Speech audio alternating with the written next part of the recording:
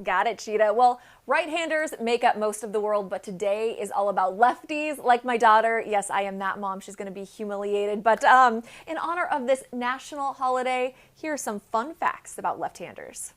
Calling all lefties, August 13th is your day to celebrate for the annual Left-Handers Day. Considering lefties only make up 10% of the population worldwide, a majority of people may not understand the left-handed struggles. From using scissors to dealing with smudged hands while writing, lefties face numerous challenges in a right-handed world. But for all the adversity left-handers face, they also thrive.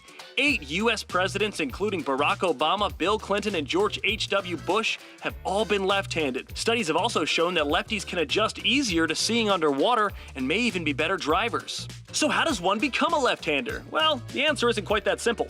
According to the National Institutes of Health, hand preference develops before birth and becomes apparent in early childhood. It's believed to be caused by a combination of environment, chance, and upwards of 40 genes that contribute to handedness. So lefties, celebrate all that makes you unique on August 13th, because even though this might be a right-handed world, these 24 hours are just for you.